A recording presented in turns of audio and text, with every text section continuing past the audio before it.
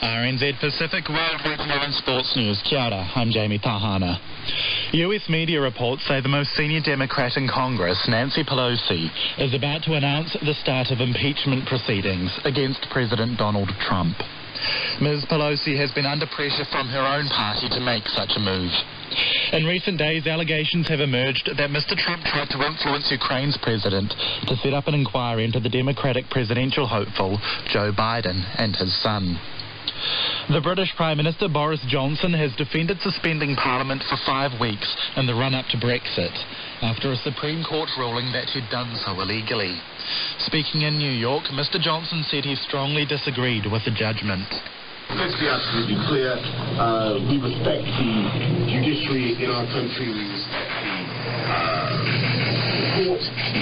I disagree profoundly with what they had to say. And frankly, I think we need to get on with Brexit.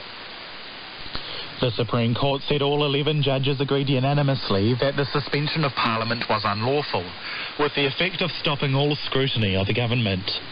Scotland's leader, Nicola Sturgeon, is among the opposition politicians who are saying Mr. Johnson should resign in the wake of the decision. This is the most significant constitutional judgment we've heard in our lifetimes. The Supreme Court this morning has found that the Prime Minister acted unlawfully, that he did so effectively to evade scrutiny and accountability. He had no good reason for doing so, and he did all of this at a time of political and constitutional crisis. I think in light of this judgment, the Prime Minister with any honour would tender his resignation. German prosecutors have fined Mercedes-Benz almost $1 billion for breaking diesel emissions regulations. The company won't contest the penalty. Regulators worldwide have been investigating car manufacturers since Volkswagen admitted in 2015 that millions of its cars had been fitted with devices to cheat emissions tests. In Pacific news, the death toll from clashes between protesters and Indonesian forces in West Papua has risen to 26. Violence erupted in the provincial capital Jayapura and the main highlands town Wamena on Sunday, in an escalation of protests that have gripped the province for weeks. Indonesia's military says 22 people were killed during riots in Wamena, where students were protesting over a racism allegation. Government buildings and businesses were torched by large crowds. The military says 4 people, including a soldier, were killed in a separate protest by students there. 733 people are being held at Papua Police Headquarters in Jayapura. The President of Kiribati says Australia's lack of commitment to addressing the climate crisis is disappointing.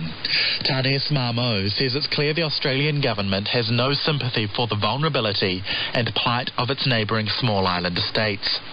Mr. Mamo says that the lack of commitment from Australia to decreasing carbon emissions shows it's ignoring climate change in Kiribati. Well, already we are feeling the impact. The way we see Australia as far as climate change is concerned, we still regard this as a more distant threat, while in Kiribati we are facing this every day. It is a daily experience for the people of Kiribati. Tanes Mamo says a lack of safe drinking water and food is already an issue for his people, which in turn affects their health and education.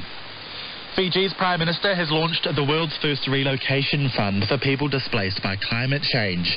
Frank Bainimarama announced the fund in New York, where he's attending the UN General Assembly. Ben Robinson-Drawbridge reports. Mr. Bainimarama launched Fiji's Climate Relocation and Displaced People's Trust Fund by explaining his country was being forced to deal with the burden of climate change, even though it was not responsible for causing it. His government will contribute about $5 million to the fund each year, but the Prime Minister said that would not be enough. Mr. Bainimarama said Fiji had already started moving entire communities away from rising seas that had flooded their homes and ruined their farmland. He said Fiji could not wait for communities to be drowned by encroaching tides and needed financial help now to move them and to rebuild their lost infrastructure. This has been Robinson-Drawbridge. Hundreds of former workers at the Water Authority of Fiji are still waiting for their cases to be heard by the Employment Tribunal. More than 2,000 workers' contracts were terminated by the authority in April, which led to protests and the arrest of trade unionists and union members. The Industrial Relations Officer at the National Union of Workers, Anasa Tuviniwai, says only 20 cases have been referred to the tribunal since. Most of these people have also have mortgages to pay. Some renting and some have purchased from various shops. And these are the dilemma these workers are going through. Anasa Tuviniwai says he expects that about 700 cases will be referred to the tribunal. The last of the guns handed in as part of the Bougainville Weapons Disposal Program will today be placed in an armoury at Panguna. Eliminating guns is a key consideration ahead of the region's referendum on independence from Papua New Guinea in November. Hundreds of weapons have been recovered in the months-long recovery program. The Minister for Peace Agreement Implementation, Albert Panghao, says the guns will be placed in the Panguna Armoury with their firing pins removed. And those firing pins will be given to the police in Arawa, and then the weapons will be sealed for monumentation in the near future. The monumentation Albert Panghao is referring to is a memorial structure that will be built from the weapons used in the Bougainville Civil War. Papua New Guinea's former Prime Minister Peter O'Neill has his hopes at the new government's leadership over the economy. This comes as the new James Marape-led government prepares a supplementary budget to be tabled next month. Johnny Blades reports. Peter O'Neill has found himself defending his former government's economic policies from criticism by the new Treasurer. Ian Ling-Stuckey says Mr O'Neill crippled the nation's cash flow with wasteful spending and fake budgets. But the former Prime Minister says the Treasurer is indulging in name-calling when he lacks new policies. Mr O'Neill also says his government never ran to Australia or China, desperately seeking money. This was a clear dig at his successor, who has recently taken a more direct approach to seeking fiscal help from Beijing and Canberra. For Johnny Blades, 10A. And that's the latest from RNZ Pacific. With sport, here's Karoy Hawkins. Naka Jamie. Samoa is facing a mounting injury crisis after limping to victory in their Rugby World Cup opener against Russia.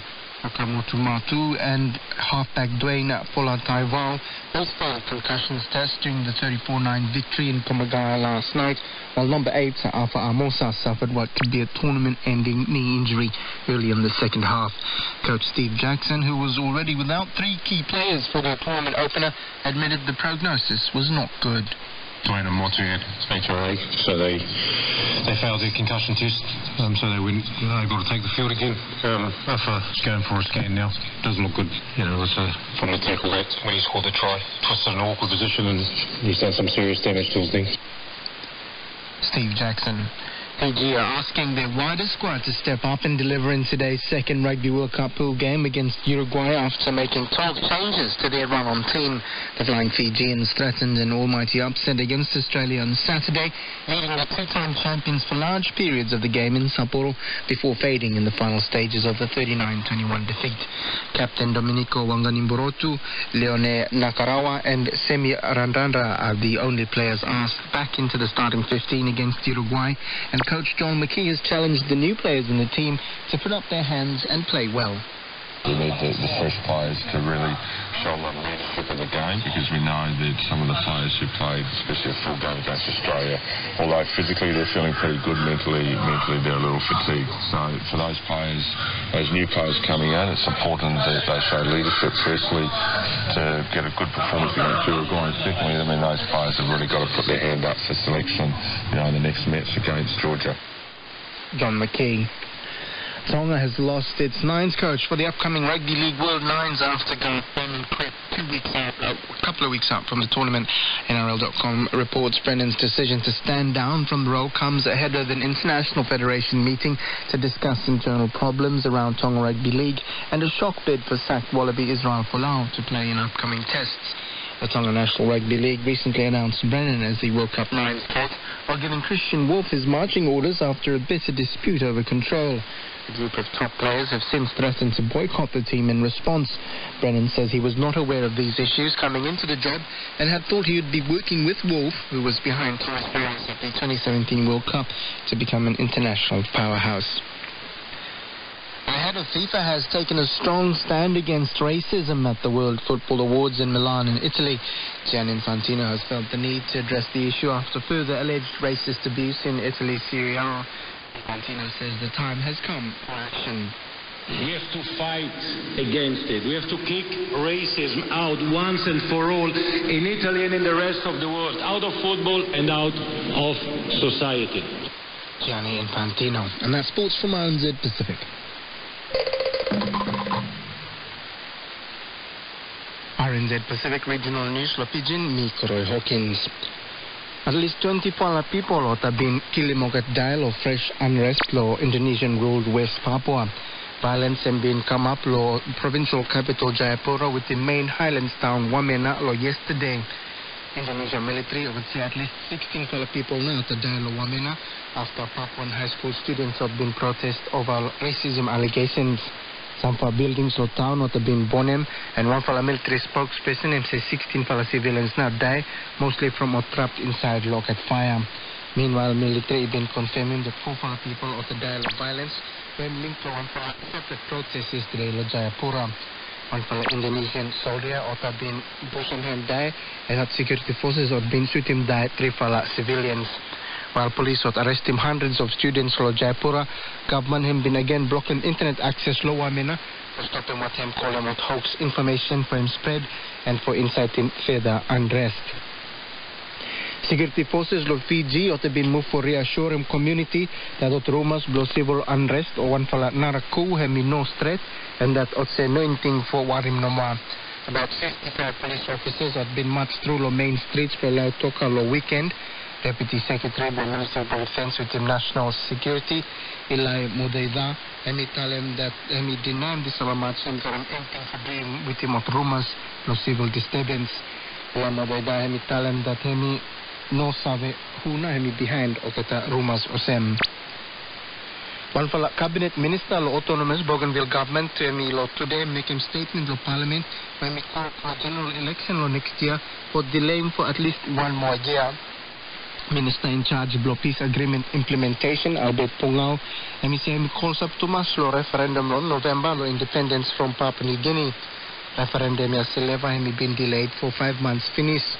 5-year election cycle and one for a vote for Bougainville should happen by June of next year.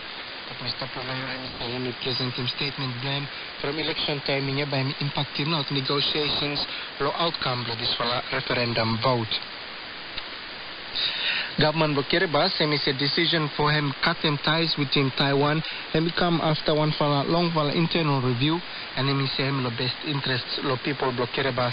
Government he say by him soon hold him detailed discussions with him Beijing or strengthening of the cooperation and economic and social areas with him China and Kiribati. Meanwhile, government of Taiwan has been reportedly allocating what funding where he's supposed to go for Solomon Islands with him Kiribati, go look at for remaining Pacific allies. Central News Agency blocked Taiwan and reported that foreign ministry official tell him that funding by him go for use to solidify relations with him Tuvalu, Nauru, Palau with him Marshall Islands. 3 outlaw 4 have been recently reaffirming of relationships brought with him Taiwan, but government block Nauru new government yet for tell him out position blahem.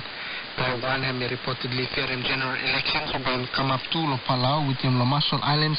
He might lead some country more cut him ties with him and go to China. Deputy Opposition Leader of Solomon Islands said the country blame him not ready for diplomatic relationship with him China. Peter Kenilore Jr., where he chair of Parliament's Foreign Relations Committee, and he says Solomon Islands got him stuck on unresolved domestic issue when he relate to land ownership with him resource management. And he said the weak laws of country with regulations too, and he by leaving him vulnerable to exploitation from China. And he said issues law side law immigration, labor, regulations with land issues and housing issues too or stuck inside the country, and then he said if China come by me make a big more of the kind problem or them. Not clear yet how long now one for a fishing boat where me stuck to one for a reef or Rarotonga Cook Islands by me stop why Rauna named this boat where me run aground low Friday low Rotasti Reef or Cook Islands. Ocean Freshener company will operate in this boat, but company have not tell them out public yet.